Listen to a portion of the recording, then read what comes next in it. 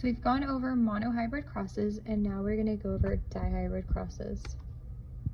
So what is a dihybrid cross? It's a cross involving two different traits. Two traits are visualized or seen at the same time. For example, fur color and tail length in cats. 4 alleles add 16 possible combinations.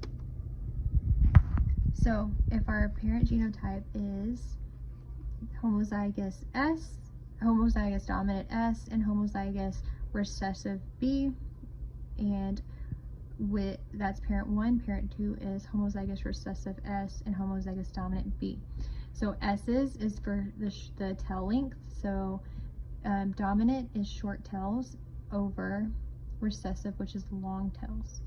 For B's, that's the fur color, so brown is dominant over white. Okay, so this cat is homozygous dominant, which means it is a short tail and with homozygous recessive, and it is white. This cat is homozygous recessive for a long tail, and it's homozygous dominant for color, so he is brown.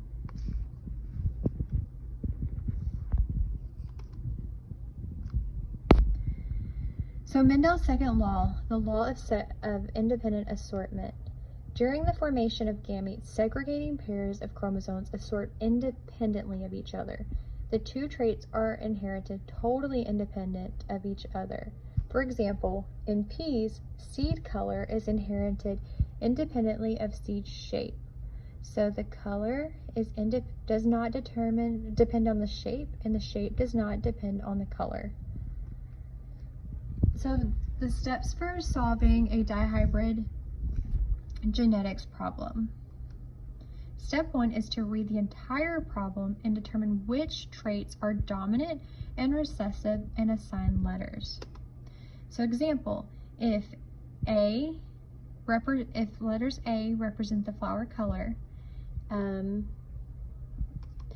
B's represent the flower's petal length, we would say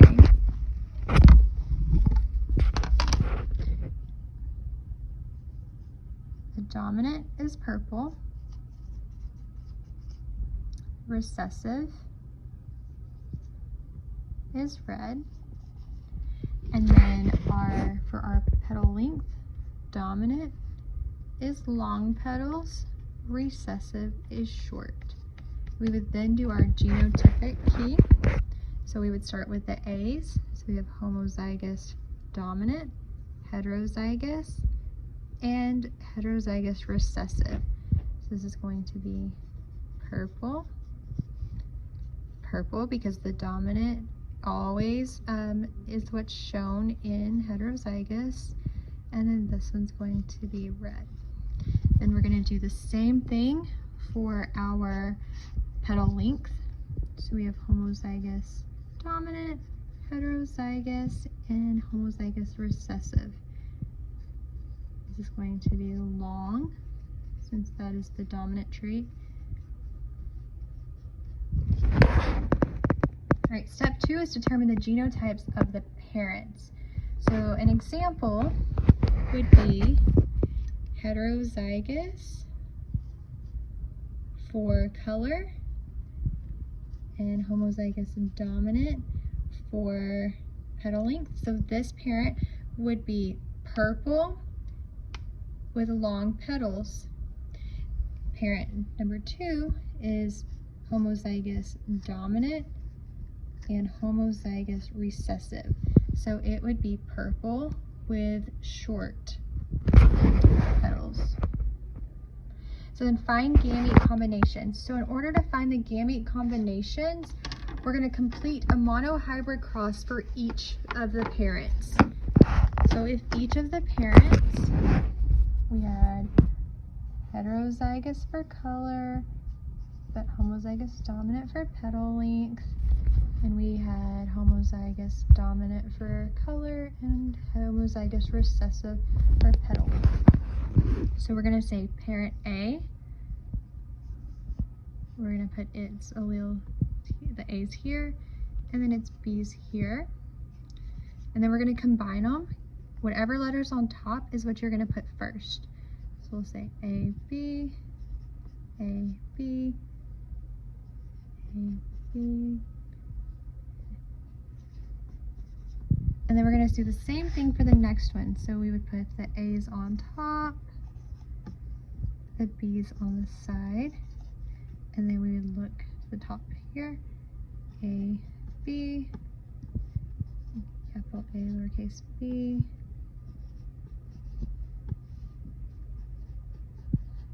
Okay, so then, once we do the monohybrid cross, now we're going to arrange the gametes of one parent across the top and the other parent across the side.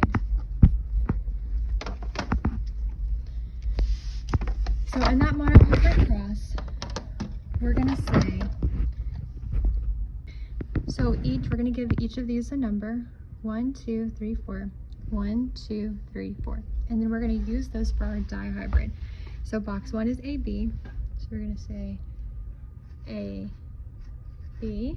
Box 2, little a, big B, little a, big B. Box 3, big A, big B, big A, big B. And then box 4 is little a, big B, little a, big B. So then with our second parent, we're going to do the same thing along the left side. So we said 1, 2, 3, 4. So we have all 4 of these are big A, little b. So we're going to say, do that all the way down.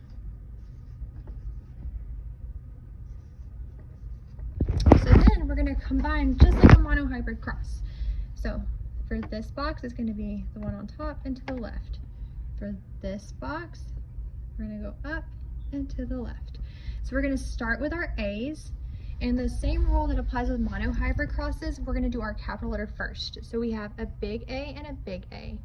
So we're going to say A, and then we have a big B and a little b. So we're going to say big B, little b. So we have one of our offsprings can be homozygous dominant for color, and then heterozygous for petal length. So we're going to do that for the whole thing. Big A, little a, big B, little b. A, big B, little b. A, so it's going to be big A, little a, big B, little b.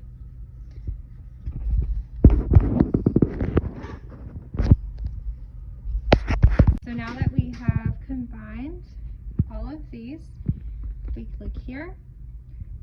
There's a little a, big A, so we combine those, a big B, and a little b. So we're going to do that for every single one. The next video, we will talk about actually analyzing the dihybrid.